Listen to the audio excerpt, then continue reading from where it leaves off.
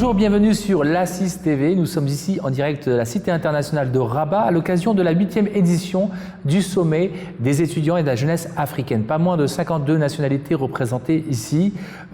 Une entrée en matière à travers l'inauguration qui s'est faite pour la première fois avec pas moins de 9 ministres des Affaires étrangères et une succession d'annonces dont le lancement de la plateforme Morocco Alumni.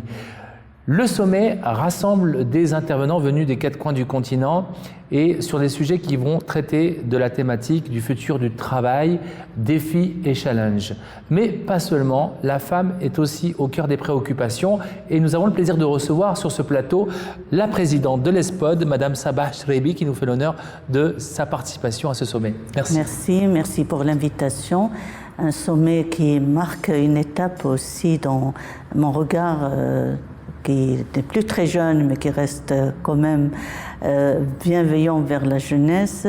Et je suis ravie. C'est vraiment avec un réel plaisir que je mesure à la fois la capacité organisationnelle de nos jeunes et de leurs talents, donc je vous en félicite, mais je vois aussi cette réponse qui reste un moment timide par rapport donc à la main tendue du Maroc et aujourd'hui quand même une réponse magistrale avec autant de ministres présents, mais aussi c'est des jeunes qui commencent à connaître le Maroc.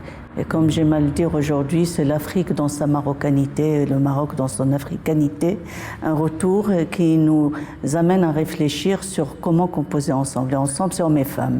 Alors, ensemble, c'est hommes et femmes, et effectivement, nous l'avons pu constater parmi les speakers, parmi les étudiants, une forte présence féminine et qui participe pratiquement dans tous les secteurs. On l'a vu tout à l'heure lors de votre intervention, des jeunes qui sont dans des domaines techniques, dans des domaines sportifs, dans des domaines scientifiques. Et alors, comment aujourd'hui, l'ESPOD, puisque c'est un travail de longue haleine, ça ne s'est pas fait en un jour, revenez un peu sur le travail qui a été fourni par l'ESPOD durant toutes ces années.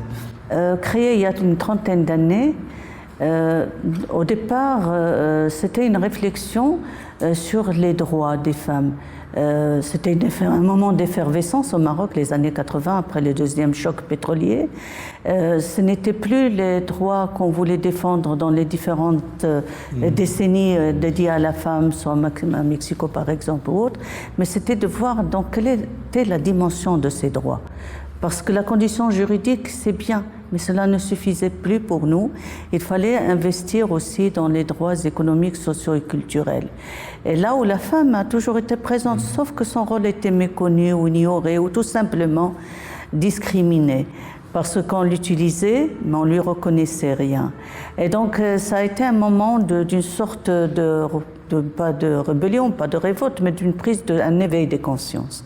Et on s'est dit, donc, autonomiser la femme, lui permettre l'accès au marché, lui permettre d'être dans même la sphère de décision, parce que c'est un des premiers ouvrages que j'ai écrit sur femmes, pouvoir et société, les enjeux de la démocratie, pour aller justement vers les lieux de pouvoir. Mais encore, il fallait-il identifier, n'est-ce pas, les lieux de pouvoir. Et les lieux de pouvoir, c'est aussi la sphère économique, parce qu'une femme avec son portefeuille, eh ben, elle trace donc son parcours. Et au départ, nous avions pensé au microcrédit, parce que l'économie du Maroc, à l'époque, nous la connaissions, très peu de chantiers, de grands chantiers, mais en même temps, il y avait une économie visible des métiers, mais dans donc cette économie, il fallait que la femme soit plus disons, présente en tant qu'acteur et en tant que décideur. Et donc nous avons changé de la donne. Dès l'instant, on nous a dit la finance, c'est pas pour vous, c'est pas pour les femmes. Il fallait pas encore en parler, c'était trop tôt. Et donc on nous a donc amené à réfléchir sur cet espace point de départ pour permettre aux femmes de partir. Et partir comment? C'était la question. Leur donner de la formation, de l'information, de l'accompagnement et leur tracer les pistes justement des investissements possibles parce qu'on fait avec ce qu'on a et non pas avec ce qu'on n'a pas. Un exemple que je cite avec beaucoup de bonheur, c'est d'abord la maîtrise des savoir-faire. Parce que les femmes s'investissaient beaucoup dans l'artisanat et tout ça, mais l'accès au marché, c'était par les hommes et souvent pour les hommes, parce qu'elles ne recevaient que quelques résidus. Et donc nous avons travaillé sur la chaîne des valeurs, nous avons travaillé sur les moyens d'accès au marché, avec des ONG internationales donc, qui nous ont augmenté aussi la capacité de vente à l'international pour ces femmes et une maîtrise du marché national. Ça a été aussi l'exemple de l'accès au savoir, parce que ces femmes qui étaient volontaires, désireuses d'avancer, mais qui avaient le frein tout simplement de la connaissance.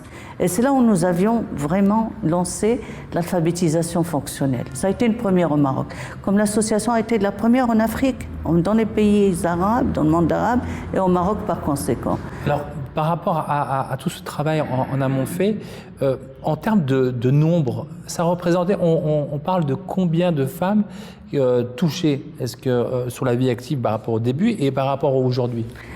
Au début, si on prend le domaine du potentiel, il y a ce vivier des femmes qui ont ces métiers, la broderie, la couture, la cuisine. Tout ce qui fait aujourd'hui d'ailleurs la une, dont vous voyez dans la presse internationale, où on revient sur les produits du terroir, on revient sur le bio, on revient sur... Donc il y avait toujours un excellent potentiel, c'était pratiquement du 50%, ce sont les femmes, et même dans la paysannerie c'est du 70%. Ça, si on réfléchit au niveau de la structure de travail organisée, l'État reste le plus gros employeur des femmes. Mais l'activité en elle-même, je parle de salariés employés, on est malheureusement en régression. On était jusqu'aux années, donc début de cette nouvelle décennie, à 30%. On est là aujourd'hui à 23%. Femmes entrepreneurs, nous fluctuons entre 8 et 10%. Mais le plus important, c'est de voir maintenant cet accès à l'entrepreneuriat, et particulièrement au statut d'entrepreneur. Et là, nous sommes en train de constater une véritable révolution dans ce sens, où les femmes s'investissent parce qu'ils y voient à la fois leur liberté d'action, elles pourront agir pour elles-mêmes et par elles-mêmes, elles y voient leur accomplissement, donc développement personnel, et ils y voient une source justement d'accès même à la sphère du pouvoir. Elles sont dans les organisations professionnelles, beaucoup plus. Rendez compte, par exemple, la chambre d'agriculture qui, où donc, normalement devrait trouver beaucoup de femmes. Si je prends que le cas du Rwanda, après le génocide, elles sont vraiment extrêmement présentes, mais au Maroc, malheureusement, on reste un peu en retrait dans cette forme d'organisation, alors que les femmes sont très présentes dans la production et dans la transformation. Mais si on voit bien les services autres, c'est-à-dire l'industrie, le commerce, les services, de plus en plus, les femmes sont présentes. Et nous, en tant qu'association d'ailleurs, nous raisonnons plus bénéficiaires, parce que les bénéficiaires sont forcément nos membres. Et nous voyons donc nos rangs grandir, grossir depuis 30 ans. Donc nous avons fait du chemin avec elles, et elles ont tracé de beaux chemins. Aujourd'hui, des femmes prennent la parole en public alors qu'elles ne savaient pas parler. Elles font leur budget. D'ailleurs, nous sommes sur un vaste programme d'éducation financière avec la Banque Al Maghrib. Et incroyable, le nombre de femmes présentes à ces formations est absolument extraordinaire. Bien, tant mieux. Alors, ma dernière question, Sabah, concerne par rapport parce que tout ce travail a été fait, il y a des générations de femmes qui maintenant ont accédé justement au marché du travail et qui ont pu se développer en tant qu'entrepreneurs. Et est-ce qu'il n'y aurait pas aujourd'hui, au regard du sommet, du contexte dans lequel on est, un fossé, un travail à refaire pour retoucher toute cette jeunesse, les sensibiliser à nouveau et utiliser notamment tous ces outils digitaux, parce que c'est une génération connectée, on parle d'une génération de plus en plus connectée, de repenser un peu le nouveau modèle? Nous sommes dans exactement une excellente question parce que c'est vraiment le fait non seulement de l'actualité, mais le fait de la grande problématique. Qu'est-ce qu'on entend aujourd'hui par société de la connaissance et du savoir? Ce n'est plus que l'alphabétisation fonctionnelle. Ça aujourd'hui, c'est vraiment la digitalisation de tout et l'accès à l'information parce qu'une femme qui ne connaît pas les lignes de crédit, qui ne connaît pas le système fiscal, qui ne connaît pas, elle reste dépendante d'un certain nombre de structures. Et aujourd'hui, justement, si on reste à cela, on serait des analphabètes de la technologie. Les nouvelles technologies sont extrêmement importantes et une des questions que nous défendons aujourd'hui, aussi bien en termes de plaidoyer qu'au niveau de nos actions de terrain, c'est de permettre à ces femmes d'aller vers cette digitalisation, de connaître la maîtrise des applications.